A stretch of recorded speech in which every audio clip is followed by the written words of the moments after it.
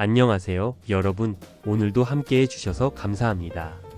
지금 이 순간에도 전 세계 수백 개의 금융기관이 리플의 기술을 통해 돈을 주고받고 있습니다. 그런데 최근 더 놀라운 소식이 들려왔습니다.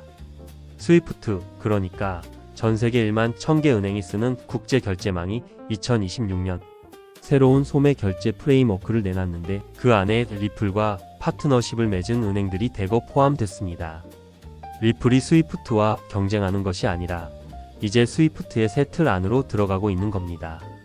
오늘은 리플렛이 무엇인지, 어떤 은행들이 참여하고 있는지, 그리고 스위프트와의 관계가 어떻게 바뀌고 있는지를 차근차근 풀어드리겠습니다. 자, 시작하겠습니다. 먼저 리플렛이 무엇인지부터 정확히 짚어드리겠습니다. 리플렛은 리플랩스가 운영하는 글로벌 금융기관 네트워크입니다. 전 세계 은행, 결제회사, 디지털 자산 거래소들이 연결되어 있는 일종의 금융 인터넷이라고 보시면 됩니다. 비유를 들면 이렇습니다. 예전에는 인터넷이 없을 때 각 회사들이 팩스와 전화로만 소통했습니다. 인터넷이 생기면서 이메일 하나로 전 세계 누구와도 즉시 소통할 수 있게 됐죠. 리플렛은 금융기관들에게 그 인터넷 역할을 합니다. 각 나라의 은행들이 리플렛에 연결되면 서로 거의 실시간으로 돈을 주고받을 수 있게 됩니다. 리플렛은 크게 두 가지 방식으로 운영됩니다. 하나는 리플렛 메시징입니다. 거래 메시지 전달만 담당하는 방식으로 스위프트를 대체하지만 XRP가 반드시 필요하지는 않습니다. 기존 은행 시스템에 쉽게 붙일 수 있어서 처음 도입하는 은행들이 부담 없이 시작할 수 있습니다. 다른 하나는 앞서 말씀드린 ODL, 온디맨드 유동성입니다.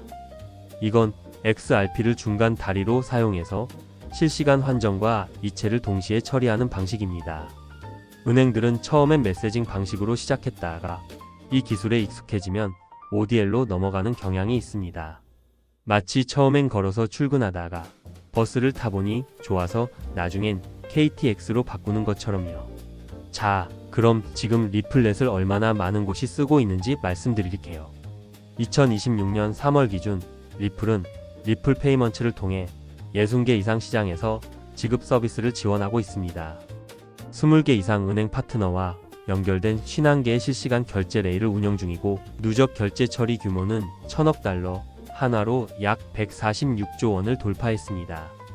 75개 이상의 금융 라이선스를 전 세계에서 확보하고 있으며 전 세계 수백 개 금융기관이 리플렛을 활용한 국제 송금 서비스를 운영 중입니다. 이 숫자들이 어떤 의미인지 비유로 설명해 드릴게요. 리플렛에 연결된 은행을 택배회사라고 생각해 보세요. 처음엔 한 지역만 배달하던 택배회사가 이제 60개 나라의 지점을 열고 51개 전용 배송 경로를 갖춘 겁니다. 그리고 지금까지 처리한 배달이 146조 원어치에 달하는 거죠. 이제 이 택배회사 없이는 국제 배송이 불편해진 상황이 돼 가고 있는 겁니다. 룩셈부르크, 바레인 같은 해외 금융 허브와의 협력도 강화되고 있어 XRP가 국제 송금과 결제 인프라의 핵심으로 자리 잡아가고 있습니다. 자, 이제 이번 달 가장 중요한 소식을 말씀드릴 차례입니다. 스위프트가 2026년 도입을 목표로 새로운 소매 결제 프레임워크를 발표했는데 리플과 파트너십을 맺은 은행들이 이 프레임워크에 대거 포함됐습니다. 이게 왜 놀라운 소식인지 설명해 드릴게요. 지금까지 많은 사람들은 리플과 스위프트를 경쟁 관계로 봤습니다. 리플이 스위프트를 대체할 것이다, 혹은 스위프트가 리플을 막을 것이다 라는 시각이 많았죠. 그런데 실제로 벌어지는 일은 다릅니다. 스위프트는 경쟁하는 대신 리플 기술을 도입한 은행들을 자신들의 새 프레임워크 안으로 끌어들이고 있습니다. 전통 금융이 블록체인 기술을 배척하는 대신 점진적으로 수용하는 방향으로 움직이고 있는 겁니다. 비유로 들면 이렇습니다. 전통 우편 회사가 처음엔 이메일을 위협으로 받다가 나중엔 이메일 서비스를 자신들의 플랫폼에 통합하는 것과 같습니다. 결국 새 기술을 막는 게 아니라 품어버리는 거죠. 스위프트는 2026년 중반까지 인도, UAE, 미국, 중국, 영국 등 주요 국가를 잇는 25개 이상의 핵심 결제 경로를 가동할 계획입니다. 그리고 이 경로들에 리플 파트너 은행들이 대거 포함돼 있습니다. 더 중요한 사실이 있습니다.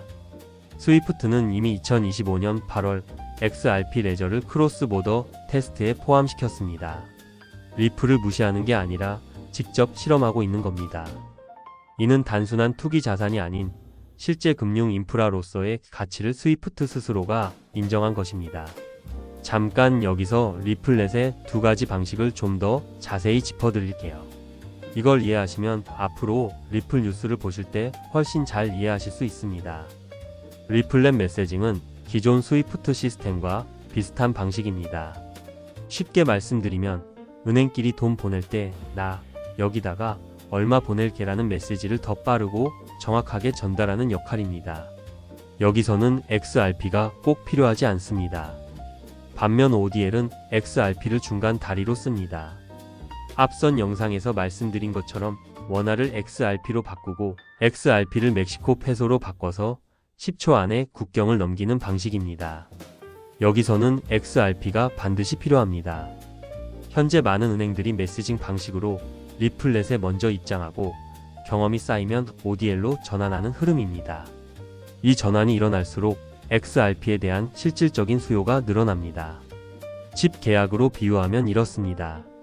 처음엔 월세로 살아보다가 동네가 마음에 들면 아예 집을 사는 것처럼요. 메시징은 월세, ODL은 내 집 마련인 겁니다. 마지막으로 우리나라 이야기를 드릴게요. 우리나라는 계좌이체 시스템이 잘 발달되어 있어서 국내 송금은 빠릅니다. 하지만 해외 이체는 여전히 불편하고 비용이 높습니다. 실제로 한국에서 외국으로 100만 원을 보내려면 보통 3일이 걸리고 수수료도 수만 원이 나옵니다. 그런데 리플은 이 과정을 단 4초, 수수료 1원 미만으로 해결합니다. 이 때문에 한국 블록체인 기업 DSRV가 SBI와 함께 한일 송금 경로를 연구 중이고 한국 대형 보험사 교보생명은 이미 XRP 블록체인으로 국채 거래 실험을 마쳤습니다. 해외에서 한국으로 돈을 보내는 외국인 노동자들도 이 흐름의 수혜자가 됩니다. 한국에서 일하는 외국인들이 본국 가족에게 보내는 돈, 한국 기업이 해외 거래처에 보내는 결제 대금, 이 모든 흐름이 리플넷의 잠재적 시장입니다.